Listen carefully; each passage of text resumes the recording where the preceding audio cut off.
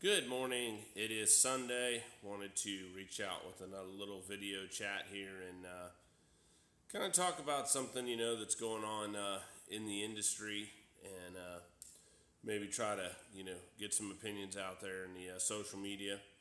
I know that it seems like people maybe view these videos and are kind of quiet about it, and the comments are, damn, that Brett Douglas, he's crazy. I mean, he says all this stuff on the social media and it's suicide. He's never going to get work. He's not going to do this. He's going to do this. The sky's going to fall out. I don't even know how to respond to something like that. You're right, man. The government's going to seize our guns. They're going to institute martial law. President Obama's going to stay in office a third term. And you know, it, yeah, guys, it's all things that could happen, I guess, theoretically. But the sadder thing is that when we become sheep and we let us get, ourselves herded like sheeple down the path because we think that, we have to act a certain way or we have to be brought into line. Last time I looked, I'm a combat veteran, served my country. I choose to be an American. I choose to have the rights that are afforded to me by the United States Constitution, my Bill of Rights, and the fact that I went to the service to serve my country, and I'm not just some, crackhead on the side of the road that's, drawing welfare and benefits and haven't done anything to earn it. On top of that, I started out this business with one truck, two trucks maybe. I can't remember that long ago, but one or two trucks, and built it up to almost 30 trucks. And behind you, you see behind me some of the stuff that I built with my own hands. That's my beloved sanctuary back there in the back that's rising from the ground up. Over here we have our Ironclad where we get Gatorade for our guys. We're concerned about heat injuries, things like that. I used to be a medic in the military, and I could sit here and rant and rave and talk about the three signs of heat stroke, exhaustion, heat cramps. The different things about it. How to look for it. But we don't just talk about the talk.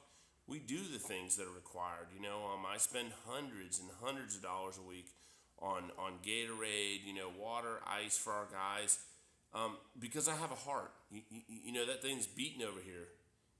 It's just not in theory. We put it into application. One of the things that we strive to do is to complete everything we say we're going to do, and that's a hard concept in this industry. I see all the time. You remember the honeymoon phase when a national reaches out or a regional, and you get the message on the internet. Hey, we're prospective client.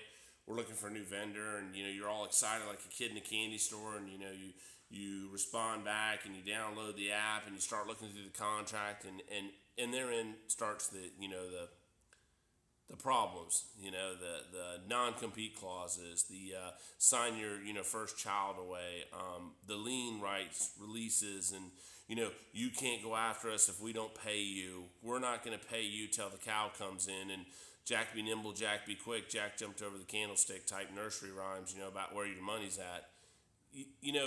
I have an analogy for you. Hey, Nationals, I don't play games with your due dates. And how come you play games with my money? I'm very blessed that today I work for an awesome freaking client. I work for the best customer, and I praise God every single day that they came into my life. I don't have problems with that. They pay me everything I do. They don't shortchange me. I don't even have to worry about my accounting with them because they're God-given, God-blessed people that probably fear the Lord if they do the wrong thing, kind of like I do. And it's amazing when you have that type of relationship that really all that nonsense is taken out of the equation. And what happens is I have a client that has jobs that need to be done for their client, and I have the resources, the people, and the ability to get the jobs done, and I get into my customer. I don't play games, and they don't play games with reimbursing me. That's simple. However, for you guys out there that are stuck playing with itchy and scratchy and Mr. Natty the National, you could choose to do things the right way, or you can choose to offend my brothers and sisters and bring grievous, harm to them by not paying them, or saying that this job was, a chargeback for this, and you failed to diagnose the lint ball that came out of the washer and dryer, and it caused a catastrophic explosion of dust in there, and a dust mite got in the broker's nose when he was inspecting the property, and then he had to go in for a workers' comp claim, and, now we have a $100,000 chargeback. Really? I mean, the analogy is, wow, man, I fail to diagnose when I'm in there doing all the 50 things I'm doing in the 400-degree house, and I miss a single spot, and you think, which you were paying me, how much for that PCR? Wait for it. Crickets. You weren't even paying me for that, Jack. But then you think because I didn't disclose that dust mite, you're going to charge me back $100,000. You do realize that all somebody has to do is get an attorney, and that's not going anywhere, right? I mean, that's ridiculous. In fact, strong-arming, RICO violations, embezzlement, any of the terms do apply. And in reality, the reality of it is, anytime that people do this, they take an attorney and everything. Of course, they win. And that's why maybe, I'm not liked in the community, because, listen, man, don't BS me and I won't BS you.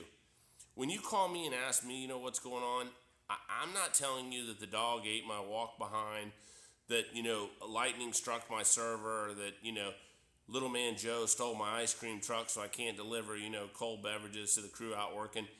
If I have a real problem, I communicate. It's a two-way street. I contact my client and I say, either reassign it if you have to, your due dates, or can you grant me an extension due to these extenuating and mitigating circumstances? I know property preservation is supposed to be stupid people. We live under a rock, but, some of us are educated also. However, all I'm saying is, guys, what's it going to take for us to come to the table? Hold on a second, I got to put my studious glasses on, look like I'm all educated. Hey, sometime, instead of these big fancy conferences we go to all the time, we have fun and, we enjoy doing things like that. How about we have a meeting and we actually talk about pricings and partnerships and what it is we can do to both succeed out there on the property. It is a symbiont relationship. The labor completes the work. Management turns into their client and pays the vendor for their services rendered. It's pretty simple. I don't think in any other industry we have this much nonsense.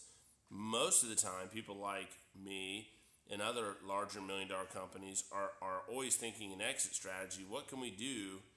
Because we can't have faith in this industry anymore. It's such a rocky, terrain. What do we need to do to get a firm footing so that we can become, the great, companies that we want to be? Like, in other words, that, we always worry about paying our people, that we have to worry about paying the electric bill, paying the lights, things like that, when you guys are holding our money for 30, 60, 90 days and you're worrying about your bottom line, you certainly aren't wondering whether or not I can feed little Timmy, or, if one of my guys comes to me and has a medical problem or something like that, I'm able to be there for them. We kind of forget that in this industry. I guess it's a dog-eat-dog world, but, we're fighting back, and, we're going to continue to do this. My videos are pretty amateurish right now. Obviously, I'm not reading a script. I'm not reading a prompter. There's not really some dude back there with, a card. So I apologize if I seem, amateur hour. But as I look around, I'm the only one I know of doing this. And that's okay, because, once again, let me reiterate, I don't need you to employ me. I have my own money. I have skills.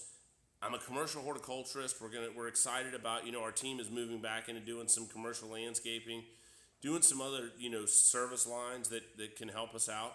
Kind of how, you nationals do. How you have, all your different lines of servicing you have. But it's amazing to me you have all those lines of servicing, but you can't pay your bills on time. Or you charge back, the vendors, or, everything's the vendor's fault. I don't think I've ever, as a business owner, blamed my employees and said, hey, because of this guy didn't perform over here, causality, that that it's their fault. It's not me. I'm perfect. I tend to think that I, as an owner, are responsible for everything that goes on inside the Ironclad realm, and it is my fault. But, however, my message was today: when can we get together, get some of the great leaders in our industry, pick some people that are our size, pick some smaller companies, pick some larger regionals. Let's all come to the table. Let's all meet somewhere. Hey, I'm throwing it out here. I have a beautiful campus here. I've got 9,000 square feet. I have plenty of meeting rooms. We, for God's sake, we're building the bar over here. We got nice, fun things to do here. Let's have a one-day summit. I'm willing to ante up the place for free. Let's come out here and have a one-day summit. Let's honestly do that. So, ServiceLink, MCS, Altisource, Safeguard, any of you big companies, EVN, VRM, PTC, I'm challenging you guys, AFAS, if you guys want to honestly understand what's going on in this industry, why don't y'all reach out to me? How hard is it to pick up the phone and call a company that cares? See, I'm not into it for the money. I'm into it for doing the right thing. I have a mission statement that has on, while we're sitting here, let's read that mission statement. Team, a single word, yet embodies the collective consciousness of a whole group committed to performing mortgage field services with dignity, respect, and professionalism. The vision we share is to perform with extreme honor during this mortgage crisis and beyond, to realize that each day we have the privilege and responsibility to carry out our task with the utmost clarity. That each property, each asset has a story. We become part of that history. How we handle it with respect and dignity defines our role in this crisis.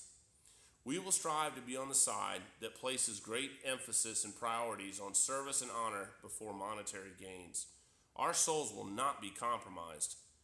I wrote that in 2009, and I think I've upheld those standards for all these years we've been in this crisis. Guys, it's simple. Let's do a great service for these banks and financial institutions, and let's get paid for those services. I'm challenging each and every one of you to strive to do better. Reach out, contact me. Let's use this big facility that I spent all this money on. I'm undergoing a $100,000 renovation. Hey, unless you want to have it at your big fancy corporate office, that's fine. But for people like me that put my socks on in the morning and my boots, I have a nice place. Let's use it. Let's put our thinking caps on. I'm kind of bald here. Let's put our thinking caps on, and let's better our industry together. It's not what I can do. It's not what you can do. It's what we can do together. I used to be a puppeteer. I like to use my hands, But, at the end of the day, I just want to be a good vendor. I want to know that my quality, that my reputation means something. I want to know that I've done my best to my community, my neighborhoods, and to my families that either work for me or my personal family, that I am a property preservationist and I've done my best. Reach out, let's get together, and let's better our industry. God bless you. Have a great week ahead.